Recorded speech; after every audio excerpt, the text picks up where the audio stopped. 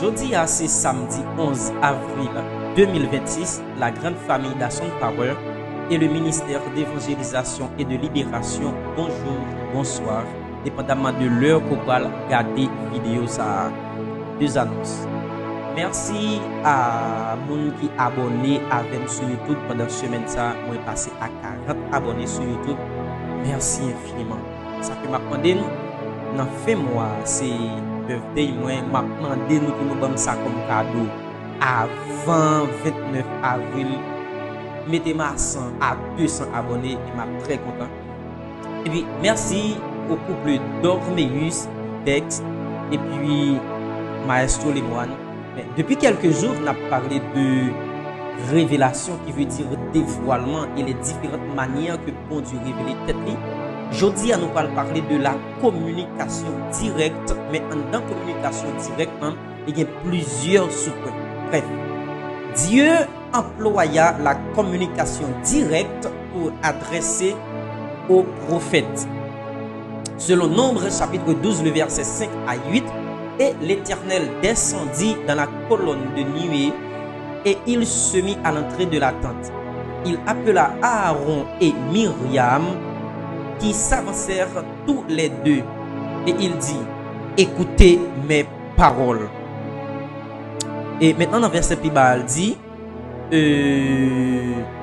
c'est dans une vision que moi l'Éternel je me révélerai à lui. C'est dans un songe que je lui parlerai.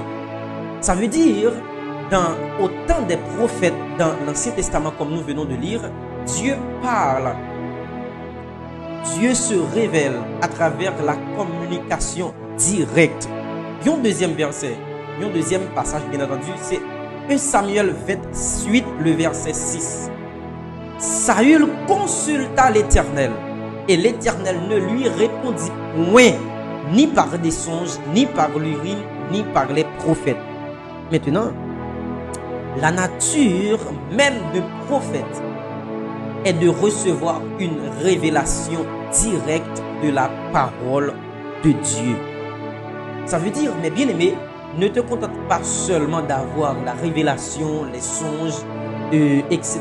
Mais Dieu parle aussi à travers une communication directe, comme il l'a fait auparavant avec ses serviteurs. Vous voyez dans Nombre chapitre 12, il dit, lorsque il a parlé avec petite li Aaron avec Myriam, il parlait à travers une communication directe.